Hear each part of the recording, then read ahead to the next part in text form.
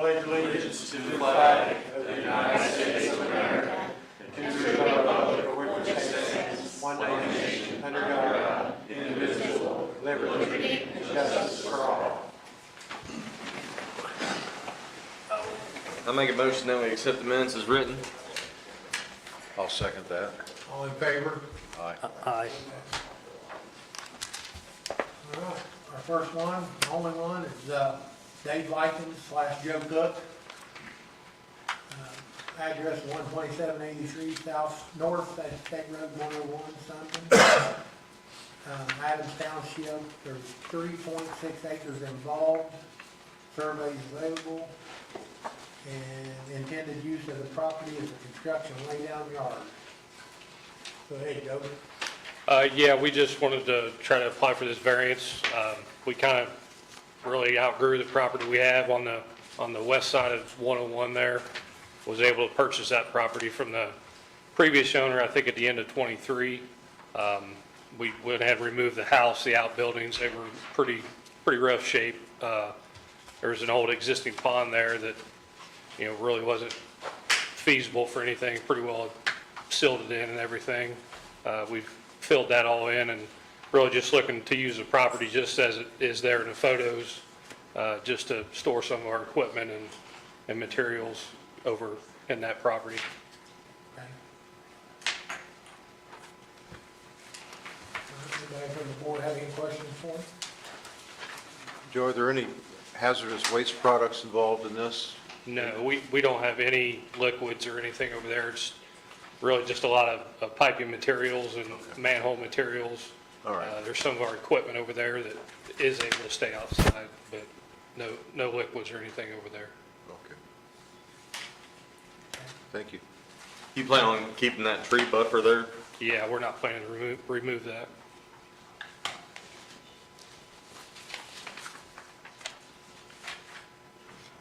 Any more questions from the board? Nope. All right, thank you, Joe. Thank you. We'll close it to the board and open it to the public. Are anybody in here that wants to speak on this? No? All right, we'll close it to the public, bring it back to the board. Any motion on the end? I make a motion, we accept the plan as presented. Need a second? I'll second that. All in favor? Aye. Okay, good to go.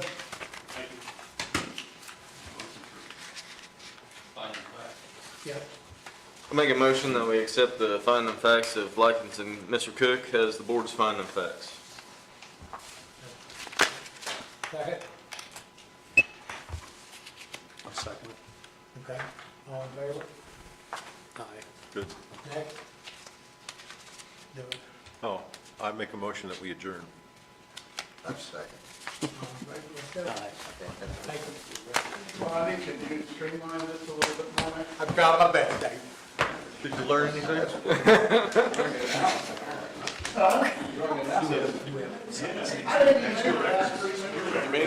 Wherever. See you guys. Steve sits there, and Dave sits there. That's your president and vice president. We don't. We'll move down for Dave. No, your seat. We want you up there in line. Steve's is that one over there, that one's mine. You changed chairs. Maybe your best hourly rate of pay yet. What, that? You want to thank him, Mr. Two? Oh, you're good. Double bite? I'm glad we put it quick. I was going to say. Appreciate it. You know, had to. On the first side, if you're going to give me the boot, I messed it well ago. I said, you deserted us. Kyla? Yeah. You bet. Well, I know last month it was her birthday because her twin brother is my brother-in-law. Yeah.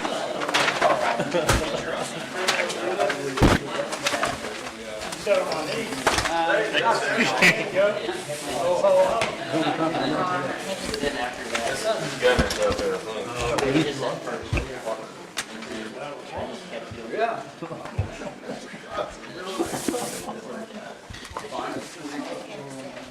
Again, I didn't have that when I went to school, but.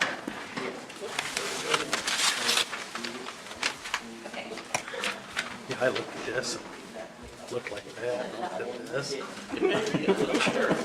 It's not a bad chair, that's for sure.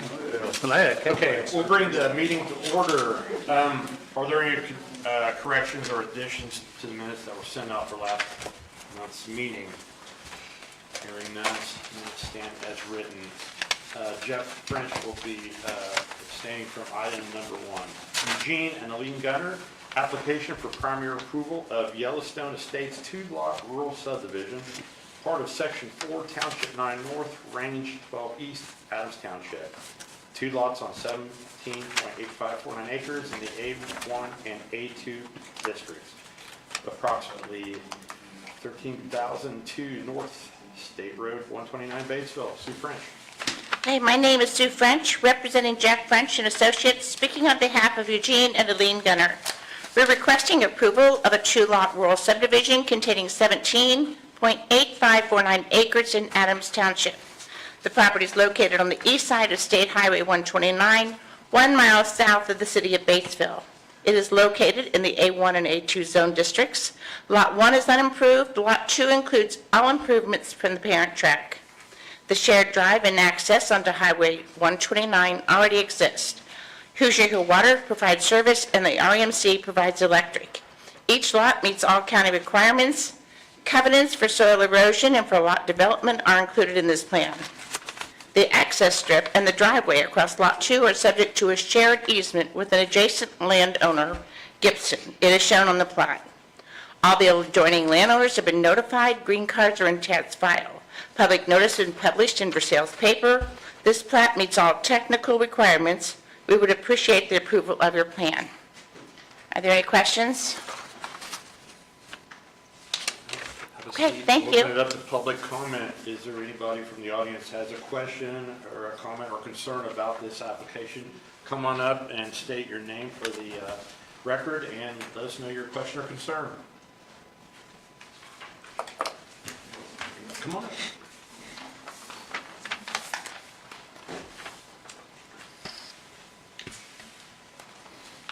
Hi.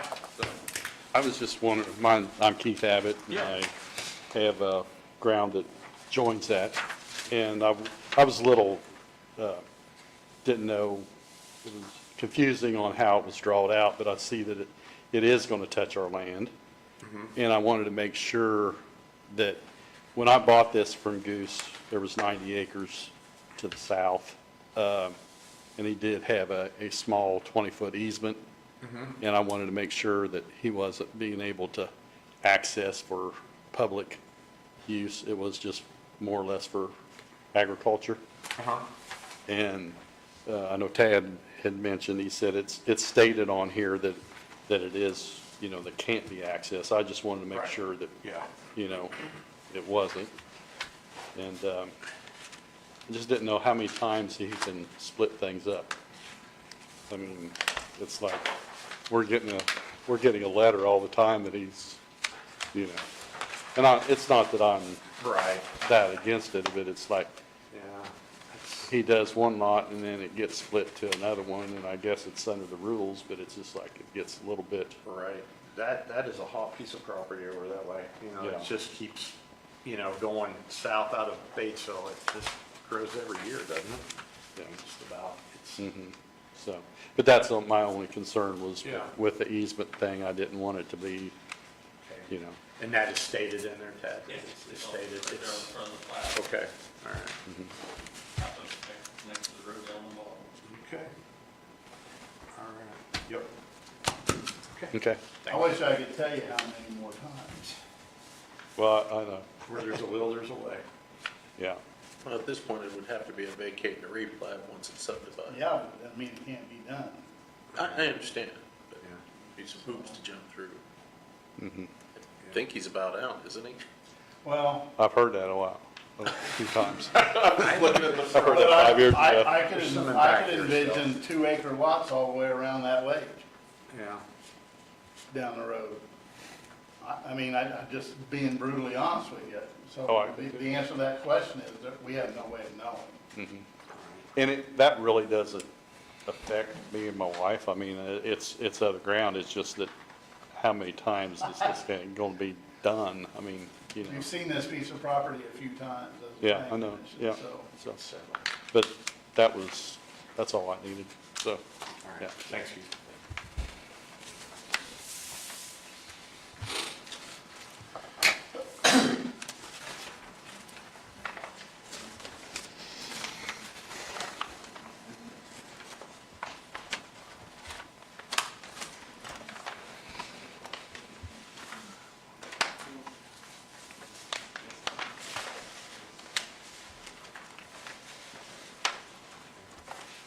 Are there any other questions from the board?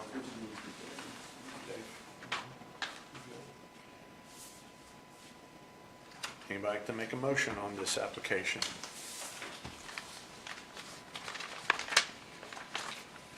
Since all standards are met, I would make a motion that we grant primary approval. Okay, motion is made that we grant primary approval. Is there a second? I'll second. Okay, motion is made and seconded. All those in favor, make known by raising your right hand. Motion carries unanimously. Which way Jeff go?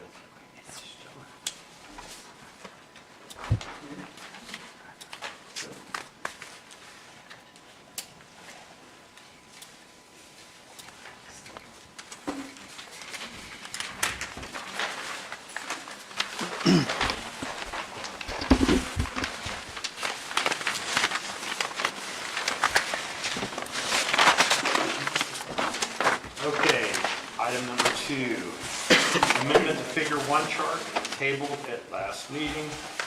I'd like to make a motion that we take this off the table. I'll make a motion, we take it off the table. Motion made, we take it off the table. Is there a second? I'll second it. Okay, motion made, second. All those in favor, like on your raising your right hand. Okay, we'll bring it off. Jeff, what are your thoughts on this? Do we have a clean version of this, Tad? Yeah, I sent that out to everyone. You did. That's the plan. One more today on the bottom.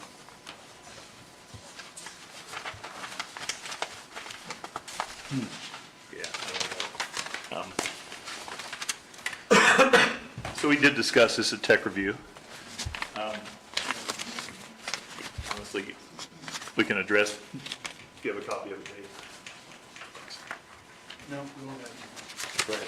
You want me to address it? All right, so after tech review, we've left our minimum lot square footage at 14,520 square feet. The minimum living area, we've held the same as it currently is in our code. Is that correct, Tad? 950 For a single story. for a single story. Single family. 800 with a first floor with a total of 1250 on the 2-story for a single family. 2-family has to be 600 square feet for each unit. Multifamily has to be 600 square feet for a 1-bedroom, 700 square feet for a 2-bedroom. That is a change from our current code. Plus 100 square feet for each additional bedroom. In multifamily, we've said under minimum lot area of square feet, you have to have 14,520 square feet for the first 2 units, and then you have to add 2,500 square feet for each additional unit. That is in our current code. That is unchanged. So minimum lot area is unchanged from our current code. The minimum living area we amended to what I just read, 600 square feet for 1-bedroom, 700 square feet minimum for 2-bedroom, plus 100 square feet for each additional bedroom. That is revised. Minimum lot width is the same at 80 feet for R3. We made a notation that all improvements must be within the building setback line. That would include gutters, Everything. sidewalks, air conditioning units. Any accessory you can think of outside of green space would be required to be within the setback line. I think Tad did add a note to that that says, structures, hard surface, parking areas, drive areas are to be within the setback requirements unless matching existing pavement on the right-of-way or street. Any and all improvements shall be within building setback lines. Setback distances or setback areas are for green space only. No driveways, buildings, structures, eaves, overhangs, awnings, porches, stoops, air conditioner units, heating units, pools, pavement, concrete, and the like are permitted within the setback area. Front yard setbacks are exactly the same, 40 feet abutting an arterial road, 25 on a local street. Rear yard setbacks are still 20 feet. Minimum width is still the 10% of the required law width, which is generally 8 feet in residential zones.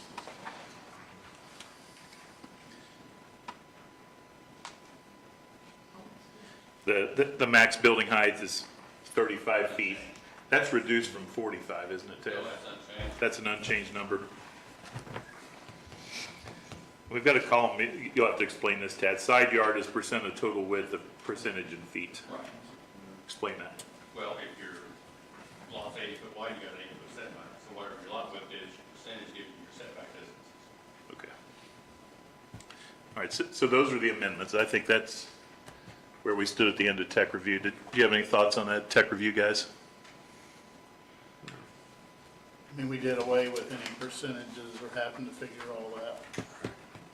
That's right, we eliminated the maximum lot coverage. That number used to be 35% previously, which was incredibly low compared to the other adjoining counties. I think Dearborn and another county had none. Some of them had 60-ish. 70%. Yeah, so we did away with that max lot coverage, percentage of lot, by putting the statement in there that says all improvements must be within building setbacks. We did a calculation on the 1/3 of an acre lot with all setbacks. You know, if you took a 1/3 of an acre lot and you took out all the square footage within the setback lines, I think we landed at 60% lot coverage would be the max coverage you could have on a 1/3 of an acre tract. Any other questions from the board? As a new board member, my question is this more restrictive than what we had before or less restrictive?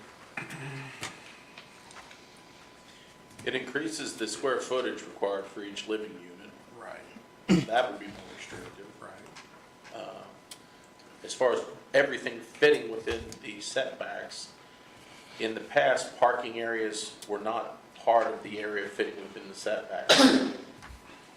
If I had to land on something, if you're sitting on the fence, I think it falls on more restrictive from where it was. And what we didn't change is if you've got six apartments, the size of that lot's what it has always been. Okay. 1,400 plus 2,500 for the additional 4 over 2. That was one of the things we had, in our initial draft from tech review, that had changed a little bit. And there was enough interest from different parties to put that back to what the original was. So that's not more or less, it's the same as it was before. Yeah. There was some, Historically, it used to be where it forced you to build up multiple story, 2-story. I think it still does to some degree. 35 feet basically is 3 stories at a max.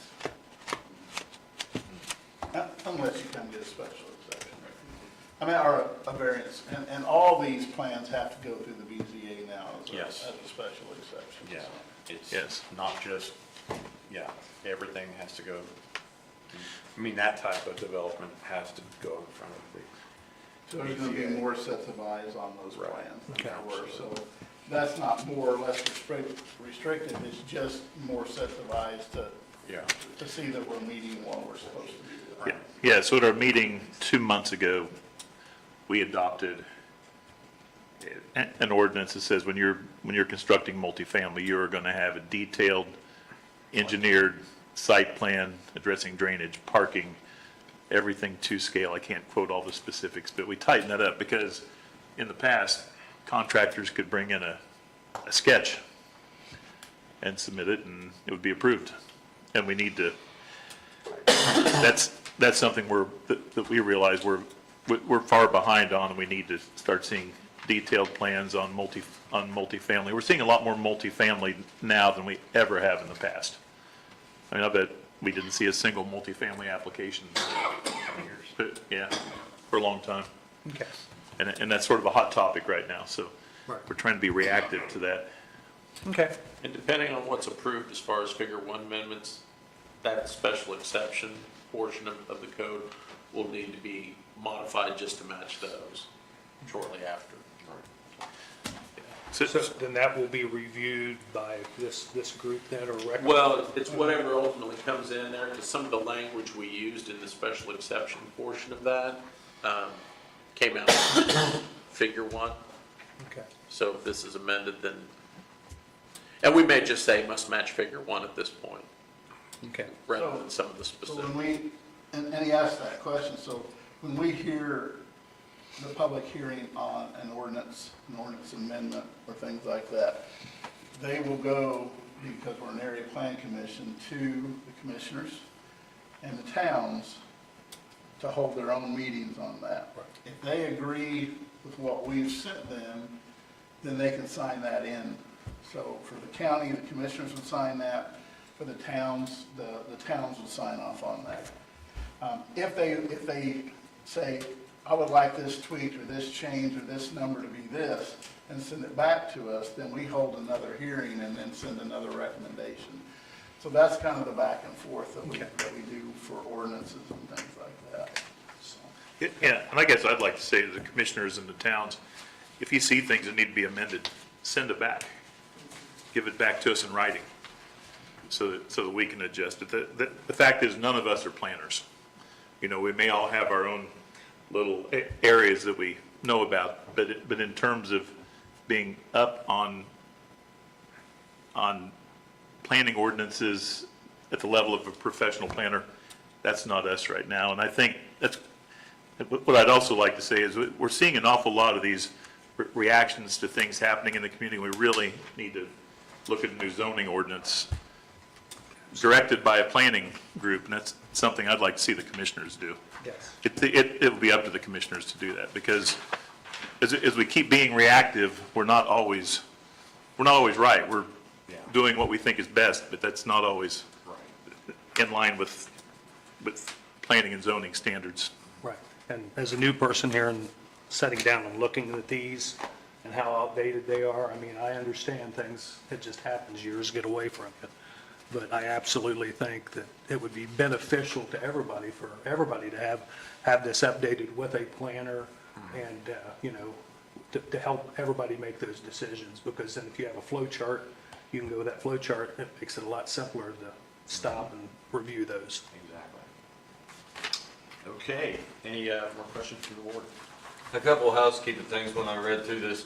Are you gonna put the double stars back in there so that way they know to look down at that note? Because it was on the old one, but not back on the new one. And then in our LBs, is that just a typo? Total 1,250 is what it should be, and just reads 1,25. Yeah. That's just a typo on our part, right? Put in them parameters of that column.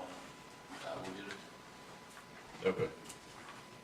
Back up, you can actually correct in there. No, it says 1,25.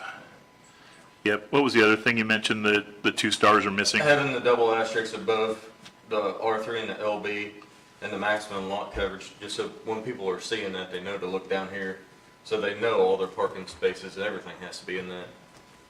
Okay. Gotcha. You know, some of our reading glasses don't even get to that size. Yeah. Paper's not that expensive. Yeah, please. I'm seriously, I had bifocals. That was set up by, I know what it you was. call it, Becky worked it where I could manipulate it, I can't, I gotta work within the parameters set up. Okay, well, We'll get a 12-year-old, they know how to do it. there you Call your IT But guy. it's awful small.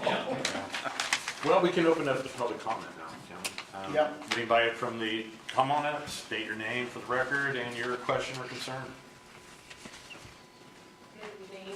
I'm Holly Weir with the Town of Versailles.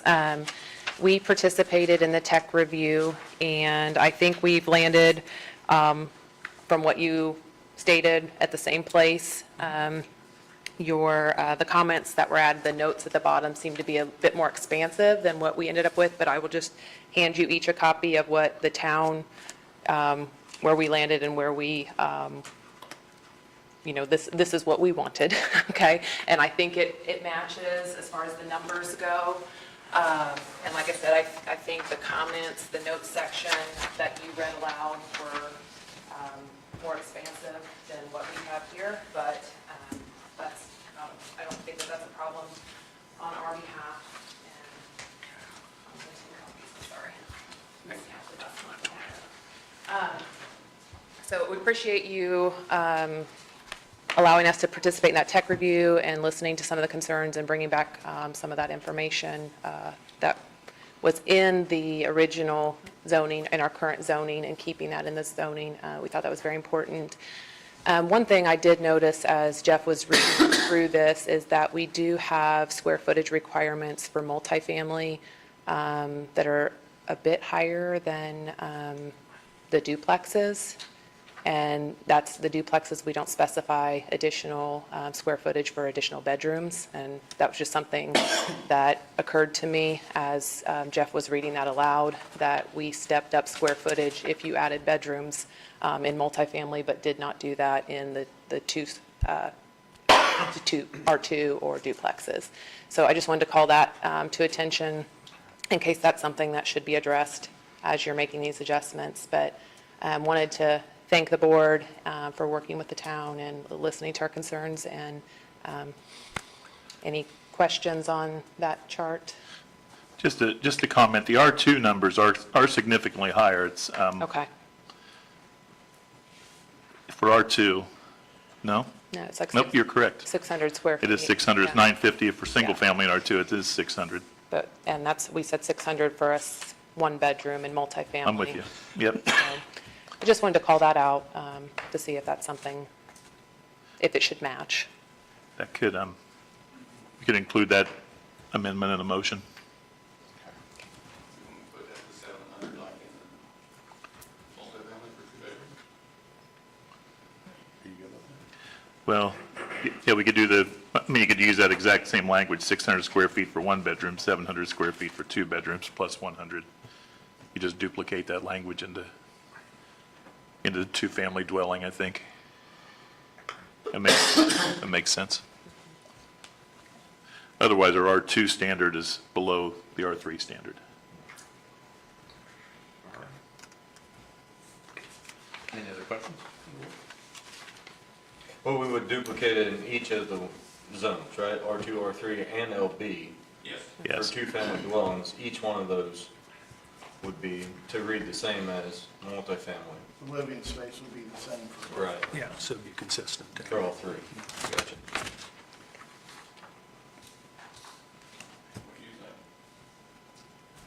I think that's good. I mean, how about R1 then? That's the address, that's a single house. Yeah, that's a house. Can't put a But they duplex could in. have 4 bedrooms, I mean, Right. so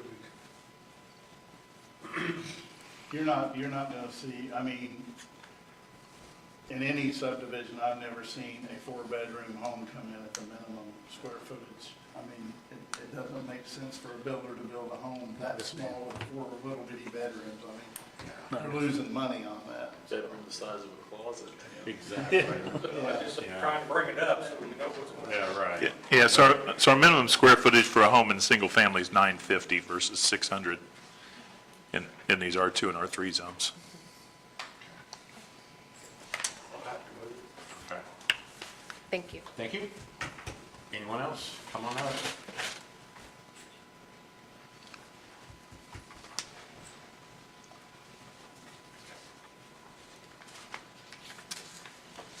All right, hearing none, we'll close the public comment portion on this. I mean, granted, this will be going to the commissioner favorable, no recommendation, or a non-favorable recommendation. Anybody like to make a motion? I'll move that we send this to the commissioners with a favorable recommendation with the following additions or corrections. Number 1, I guess correction number 1, that any place we talk about two-family dwellings, whether we're in R2, R3, or LB, the square footage standards should match the standards that we've placed for the residential dwellings in the R3 zone.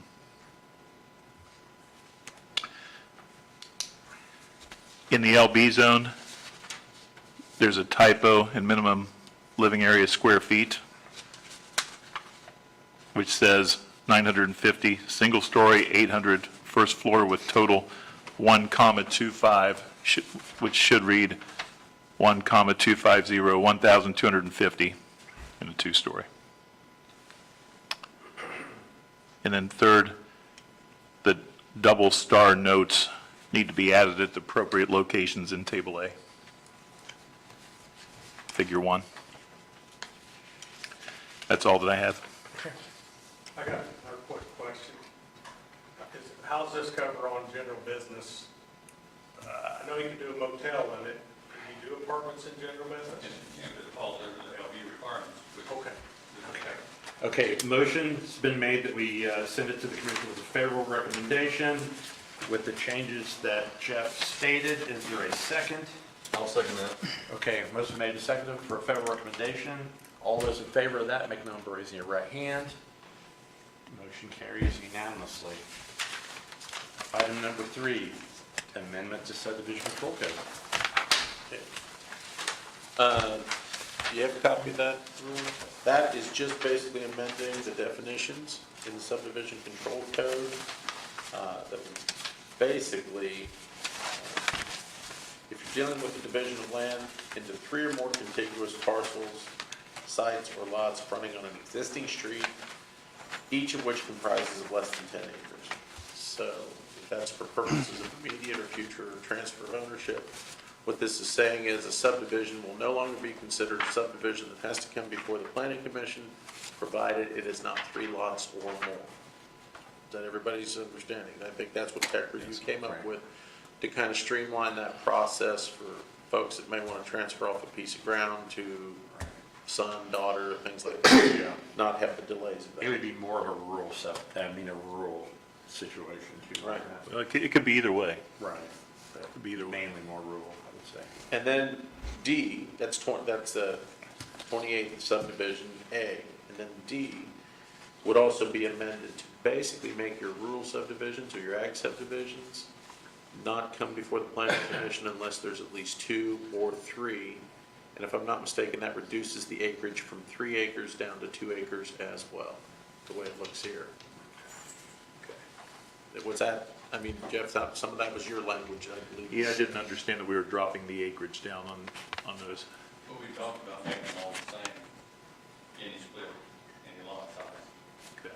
Still requires a rectangular shape, width to depth ratio not more than 4 times the minimum width, and the access strip of 50 feet. So in other words, if you're doing a single lot, the way this is reading, just so you're aware, or at least my interpretation, the way it's reading, 1 lot ag subdivision does not require coming before the planning commission for approval of plat.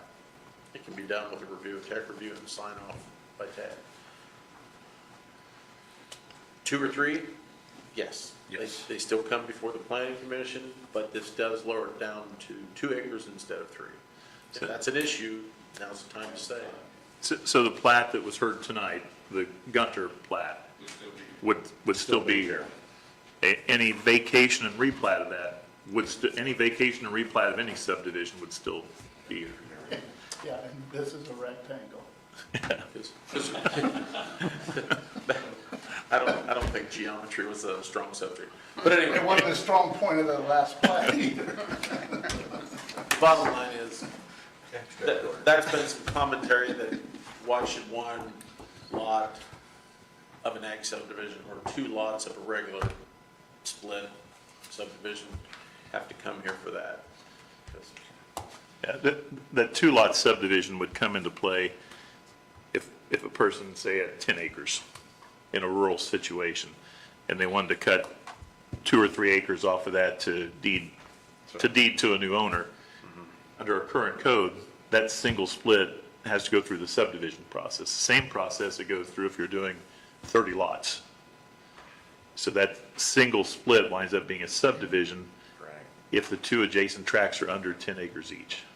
So what's the timeline though of a farmer taking, say, 10 acres, let's sell off 2 acres this year, wait till next year, sell off another 2 acres, sell off another 2 acres, and then next thing you know, you got a Do subdivision. that already. It's 1 year, 365 days. They want to wait it out and do it one at a time, one piece at a time. Yeah, It's but like a good retirement plan. but it falls under the subdivision ordinance when both pieces are less than 10 acres. The 2 adjacent tracts less than 10 acres constitute a subdivision today. This change will make that 3 adjacent lots under 10 acres. So a 2-lot split would not be a subdivision. And people are gonna find out what soil scientists cost to get your septic permit and all that. They're gonna spend a little bit more money if they do it one at a time, instead of doing it as a subdivision. This is something we beat around for 20 years. And, you know, we sit here and we listen to these 1 or 2 lot subdivisions that are approved every time because they meet code, because they're very When I basic. first started this, every survey was considered a subdivision 30 years ago when I started. And then we kind of pushed that back and said, no, single splits don't have to come through the whole process. But it just makes things a little more straightforward. I mean, a simple 2-lot split with all the standards met, there's nothing we can't turn it down. And with this change, then that would just go to Tad for approval then? Tad and then tech review, if he had any questions, tech review would review Okay. the findings. Yeah, is there still going to be a requirement that topography be included in these single splits? What direction are we headed with that, Ted? We haven't discussed that. Okay. If they're not required on a single plat and That's what they I'm, don't meet the definition of a subdivision anymore, and they're just being done on a plat, probably not, Well, that's unless what- you want to add that into it. Change the other portion of that bridge. I personally don't want to add it into it. Do or don't? I do not. Okay. No, I think it makes sense on these small splits. Normal split, meeting code 100%, no variances. It can go through administratively, and if Tad catches something that's off, it kicks into planning and zoning. All right. Any other questions from the board? Hearing none, we'll open up the public comment. Does anybody from the audience have a question or concern about this proposed amendment? Hearing none, we'll close the public comment on this. Would anybody want to make a motion on this? I'll move that we send it to the commissioners with a favorable recommendation. Motion made that we make it, send it to the commissioners as favorable. Is there a second? I'll second. Motion made and seconded. All those in favor, make known by raising your right hand. Okay. Motion carries unanimously. Don't have anything to report. Okay.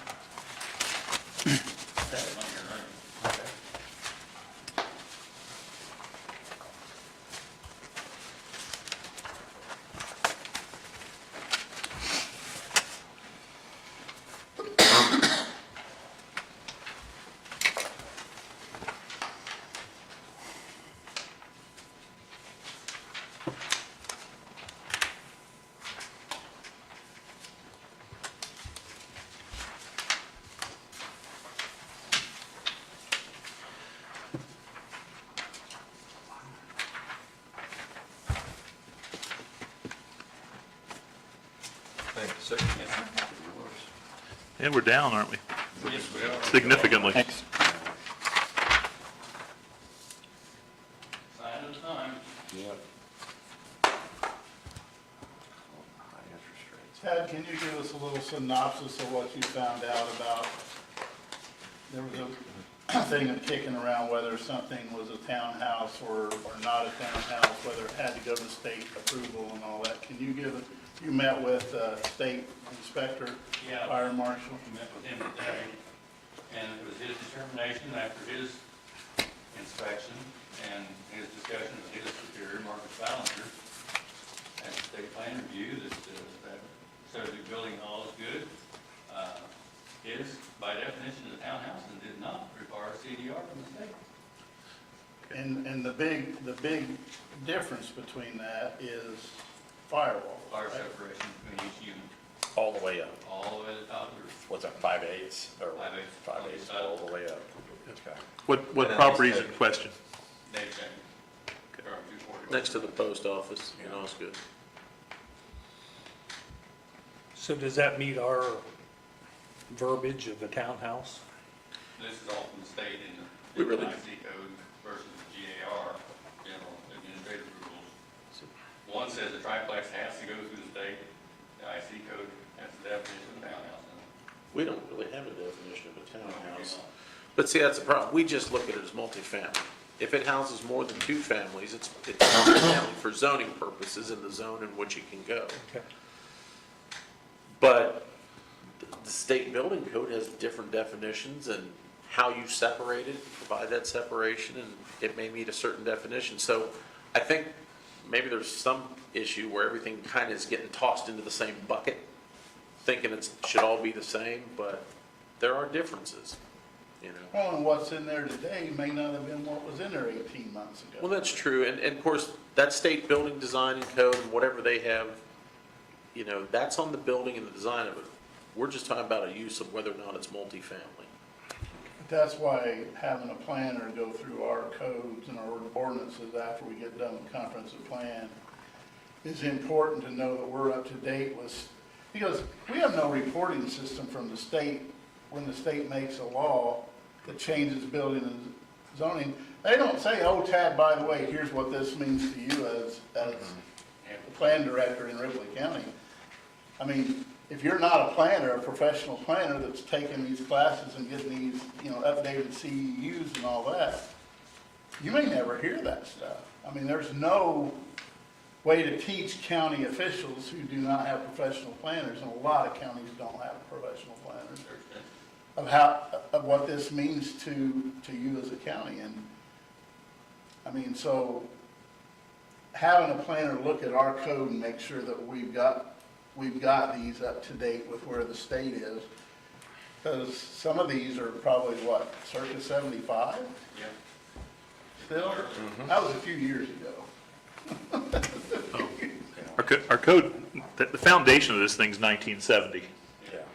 Updated in 1990, updated again in 2005, and we've tweaked it without a planner since 2005. For 20 years, we've been making adjustments as a board without the advice of a professional planner.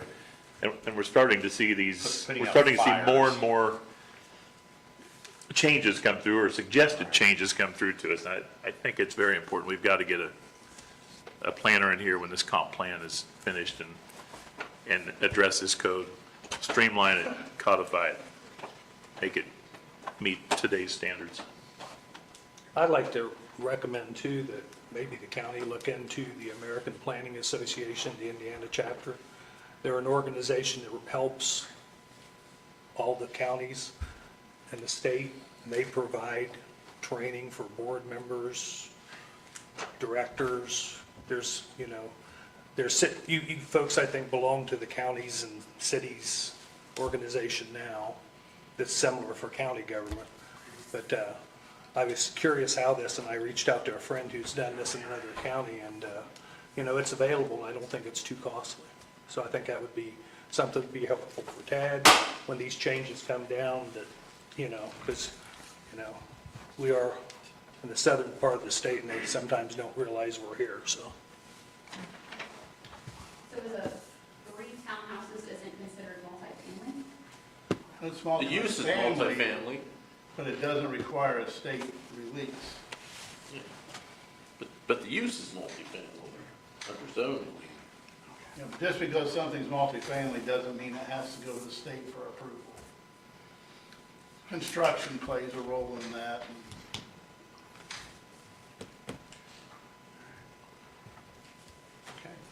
Well, before we adjourn, if you'd like to welcome Mr. Doug Rump from Olean to our board. Northern Olean. Northern Olean. Okay, not that southern part. Yeah, right before the speed trap now. Hey, let me tell you what, you can sit outside and actually hear yourself now, because it has slowed people down enough. it's worth. You haven't seen the black marks where it tells you you're running 20 mile an hour over the speed limit? No. You're smiling because you've done it, haven't you? Well, but if I was 16 years old, I would probably see if I could max that thing out. I know what it is there. I know what it is there. Son-in-law, my daughter lived there. Yeah, I've lived there 32 years and it's. Your son-in-law's smiling because he still can't slow down to that speed. I'm going for the high score underneath that board. Well, we've been telling people it's got a camera in it, so that's helped too. Hey, Steve, If you'd like to make a motion to adjourn? I got one thing. Okay, go ahead. In tech review, it was bounced around about considering potentially doing away with multifamily in the LB and GP districts, with the exception of maybe older buildings where the upstairs have an apartment. So I didn't know if there was any thoughts or if the board wanted to have a discussion on that. I think that's one of those things we go through after the comprehensive plan when we're doing this ordinance. Does that make sense? Not to have residents. To me, it's always made sense not to have residents in industrial. Because then you've got residents coming in and say, well, I don't want this industry next to me. Well, you built in their zone, not vice versa. So I've always felt the industrial zones ought to stay industrial just for to minimize conflict. Yeah. Yeah, so what we're talking about is that a couple of months ago, I picked up on an ordinance that the city of Batesville has. And Batesville has a downtown district, DT, would be the equivalent of our GB zone district. And their ordinance says for mixed-use buildings in that zone district, residential uses are not permitted on the first floor of what they call a mixed-use building. That would be an old storefront type building, big plate glass windows downstairs, apartment up. And that seems to be an issue that affects virtually every town in our county. You wind up with apartments in the downstairs where you hope to have business. Whenever the business fails, they can put apartments. So would that be up to the individual towns they could do that themselves on their own? They could, or the towns. Or- One good thing we have in Ripley County is I think 3 of the towns have the same attorney. And I think, if that attorney were to draft something and get the 3, but Milan, Versailles, Osgood all use Lynn Flutterman, right? If you guys could work together to come up with an ordinance, bring that to us, it would be a lot easier for us to adopt that rather than handing that down to the towns individually. I personally think that's a good idea. Yeah. When I was at Dillsboro, we did enact that. That was one of the additions that we put in. You have a similar, so Dillsboro has a similar. Yes, we have, keep hitting that. We have an ordinance for anything that's in that zone. Anything on the first floor has to be business. It cannot be residential. Well, and I think Batesville goes so far as to talk about making sure that the windows are visible, they're not Right. boarded up. things No like air that. conditioners. Yeah. They put extra, Yeah. extra requirements on it. They do. They go on to say 75% of the floor windows along a street must be transparent with glazing to encourage pedestrian interaction along the street, e.g. window shopping. Dead walls with no windows or doors are prohibited. So I think if we can. But that's assuming you can get a business to go in there. Yeah, I don't know. I'd like to see that come from the towns Okay. to us. Yeah. I think it'd be a lot Reach easier out for us to to. Lynn on that? Yeah. Okay.